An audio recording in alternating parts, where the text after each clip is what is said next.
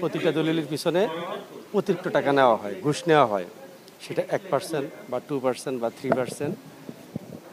যদি ঘুষ দেওয়া হয় তাহলে রেকর্ডপত্র দলিলের সাথে যে সংযুক্ত কাগজপত্র দেওয়া হয় এগুলো সঠিকভাবে যাচাই না করেই করে দেওয়া যায়, মানে তারা করে দেন।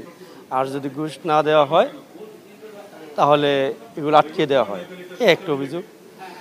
আর এখানের বিভিন্ন অফিস সহকারী আছে, তাদের মাধ্যমে দলিল লেখকদের মাধ্যমে সাব রেজিস্ট্রারগণ অর্থ নিয়ে থাকেন বা ঘুষের এখানে কোনো কাজ হয় না, সেই অভিযোগের প্রেক্ষিতে মূলত এটা ছাড়াও আরও বিভিন্ন অভিযোগ রয়েছে।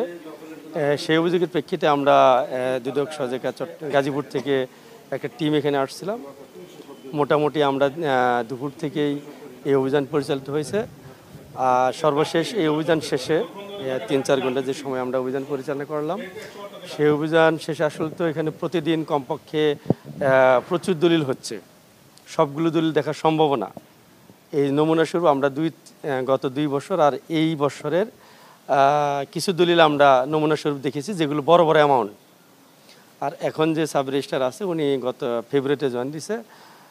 এখানে গত মাসের মার্চ আর এই মাসে সদ্য চলতি মাসের বেশ কিছু প্রায় 30-35টা দলিল দেখলাম যে অভিযোগের প্রেক্ষিতে।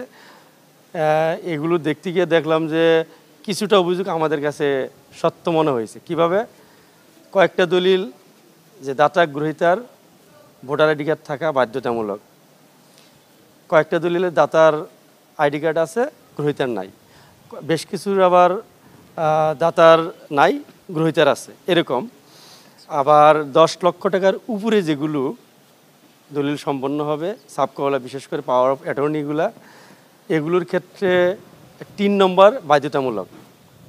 এখন দেখা যাচ্ছে দলিলের 3 নম্বর উল্লেখ থাকলেও সংযুক্ত কাগজপত্রগুলোর মধ্যে 3 নম্বর একটাও পাই নাই, একটারও পাই নাই। তবে হ্যাঁ, গত বছর 2-3টার দলিলে আমরা পেয়েছি, গত বছর কোনোটাই পাই নাই।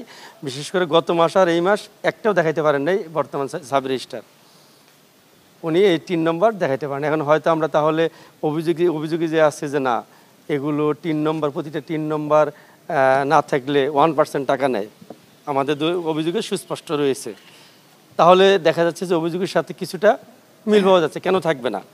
সব কাগজপত্র আছে, এটা নাই কেন? আমরা যেগুলো বড় বড় অ্যামাউন্ট শুধু এগুলো দেখতে পারছি, যেগুলো কম মূল্য এগুলো আমরা দেখি নাই বা দেখার সুযোগ হয় না, তো এগুলো দেখা সম্ভব হয় নাই। এই প্রেক্ষিতে আর এখানে আসার পর যুগ্ম যে সাব রেজিস্ট্রার আছে এই অফিসে আরও কয়েকজন আহম্মদ আরজানকে সোহেল রানা, হ্যাঁ এরা, আর তারপর যুগ্ম সাব রেজিস্ট্রার